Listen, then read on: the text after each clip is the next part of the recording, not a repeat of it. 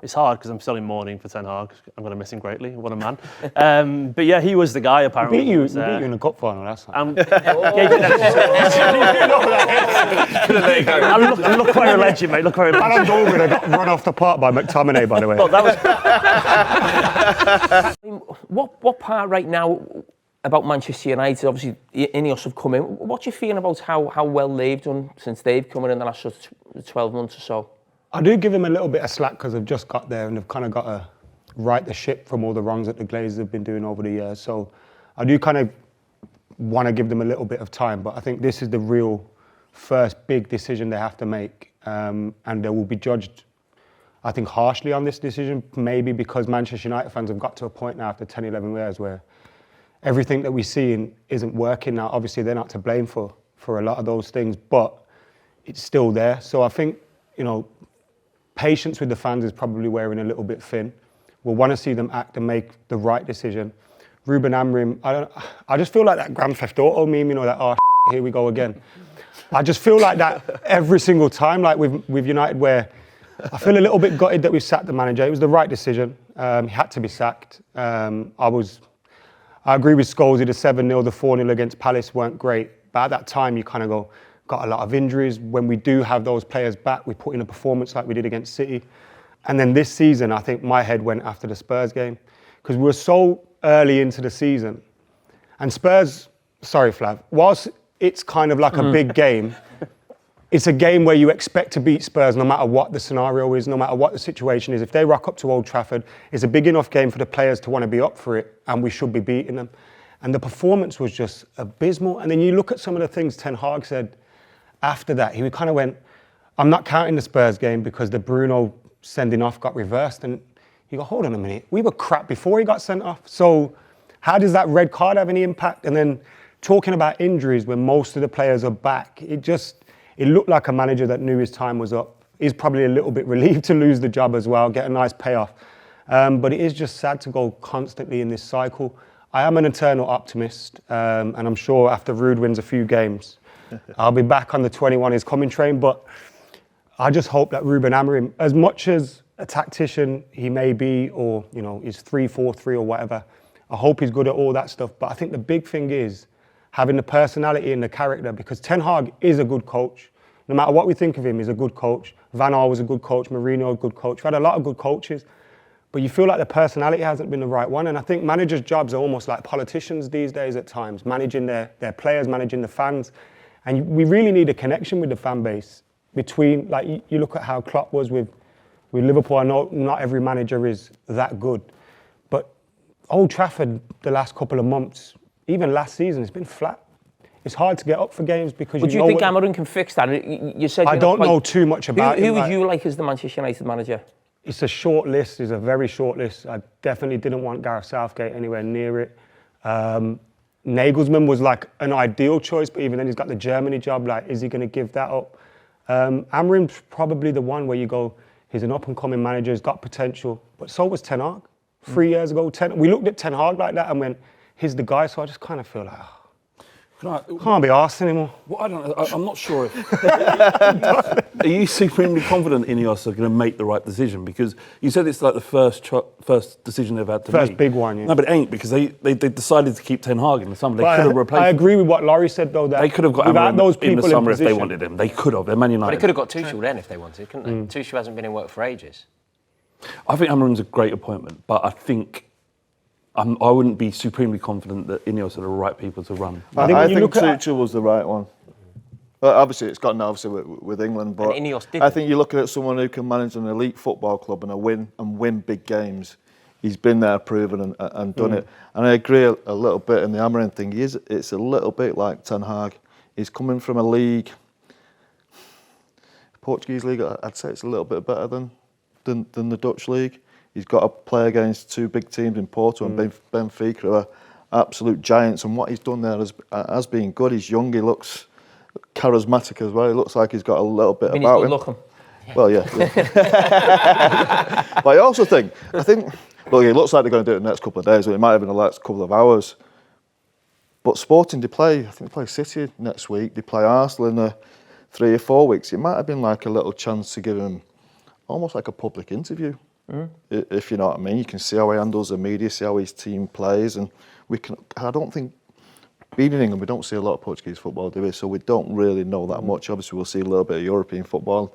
All the things we hear about, it's good, it's exciting football, possession-based, 3 at the back, something that United don't really do. But if he comes in to do that, then it could be exciting. I'm just thinking in the last sort of 2 weeks, I've seen Amorim being sort of linked with Man City because Hugo Viana has come in as, I think, as your new sporting director. Maybe to replace Begiristain. Is that right? Have I got that right? So there was thinking if Pep does move on, which is that's the talk for next season. Is there anything in the back of your mind that Manchester United could be getting the manager that was supposed to take over Manchester City? It's hard because I'm still in mourning for Ten Hag. I'm going to miss him greatly. What a man. But yeah, he was the guy apparently. He beat you in a cup final last time. And look where he led you, mate. Look where he led you. Alan Dorgan got run off the park by McTominay, by the way. Well, that was played 4D chess there, mate, and it took a lot longer to get rid of him. So I was fine with it, trust me. Didn't Amorim come to London to force an interview with West Ham to force Liverpool's? Yeah. He apologised. What is he up to? And he apologised. Yeah. That was weird. That's your manager. Liverpool didn't want him to have a back 3 as well, which is... That is the one thing, sort of tactical. I mean, you think of some of the big teams now in Europe, Bayer Leverkusen with Alonso, Inter Milan as well with Inzaghi, Amorim at Sporting. So there is a few teams playing, but we don't sort of associate that, do we, with sort of teams? No. Would that be something back with Man United? Because you think, how Yeah. does that affect the tradition of playing with sort of wingers? I mean, is that something that would put you off the actual system? Yeah, slightly. I think so. Yeah, it's not a system that we've been used to. Or you go to the old-fashioned 3 at the back with a 5 in midfield.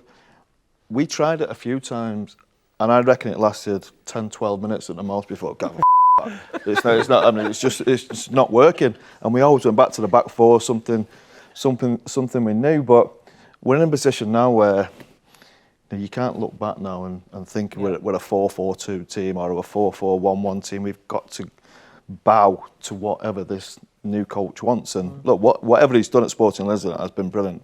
Now look, the level again is there'll be a lot more expected of Manchester United. Of course they will. I just wonder if City really wanted him, why would he take the United job? That's what I was going to say. Yeah. Do you know what I mean? If Especially a young coach, this could be. It might be the only time to manage a big club, and we see if you fail at Man United, I think other managers struggle a little bit to find better jobs. So where does Ten Hag go from here? Mourinho, it felt like Mourinho's last big job, really, didn't it? I know he's still gone to Roma and these type of clubs, but not clubs that can go on. That's not clubs that can win Champions Leagues or leagues. Exactly. No, but seriously, and Fenerbahce again, it's where do you go? Van Gaal, what did Van Gaal do? Did he go to Holland? Maybe it feels like the thing with Amorim, though, that I get worried about is already you're seeing like some of the tweets from your lot, all the journals popping out with like he won't change from the back three. He won't change from the back 3 and stuff. And it's like, why are you going to bring a manager in and then kind of create this pressure for him to change from what's worked for him? Yeah. And like with Erik Ten Hag, he kind of He's got to have the players as well, though, hasn't he? I do think we've got 3 centre-backs. Like, we signed Yaro and De Ligt, and we are kind of overloaded in centre-backs. We've got no left-back, so it kind of works that we play without a left-back. And who would he play wing-backs then? Deloa Mazraoui, maybe? What do you think with Alejandro Garnacho and Ahmad and the wing? But it's a front 3, isn't it? So you think you put 3 in there? Well, it's 10s, isn't it? Bruno's an interesting one, because if you play without a 10, unless you put he plays with 2 10s, doesn't he, apparently? Yeah.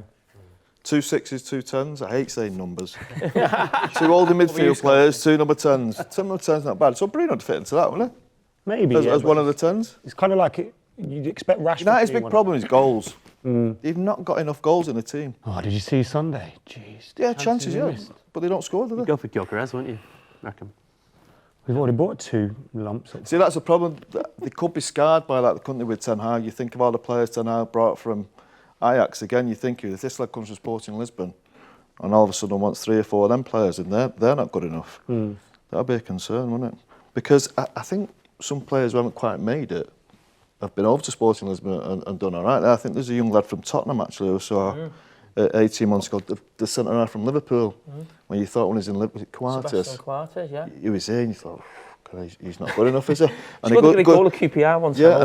And he goes over there and looks like a really good player. So think there'll be scars there thinking, what can we let this lad do? Or is that where Dan Ashworth takes over and Jason Wilkins? But I think it's really interesting with Amorim, because so many managers have had the Manchester United job. Some of the greatest managers we've seen, Louis van Gaal, Mourinho. Probably, alongside Capello, the manager of the 90s, if you like, Mourinho 10 years later, and it just haven't quite happened. So it's not just about ability, isn't it, in terms of how good they are. So I think if he will be in contact with a sporting director if he's going to go to Manchester City, wouldn't he? They're obviously probably really good pals. I think that would be a really interesting conversation about whether he maybe the Manchester City one's there. He won't know for certain. Do you take the chance of waiting and you miss out on Manchester United? So I think he's got a big decision to make. It's a big risk for him, isn't it, really? Do you put that's a big risk, but do you put any stock in the fact that a manager, head coach might see the chance at Manchester United, the challenge at Manchester United, as more appealing to create your own legacy than going off the back of Pep Guardiola, who's won everything?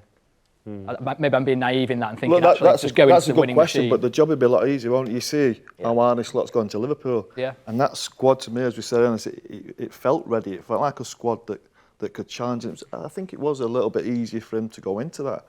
What he'll be coming into is... I don't think our squad's that bad, you know. I know we're missing in a few. I genuinely don't. That's why I was a bit frustrated. It's not as bad as... He never says this every year on this. It's not as bad as 14, but it's bad, isn't it? Yeah. And plus, I don't think Amorim wants to manage Where's the very best this squad could finish, in your opinion?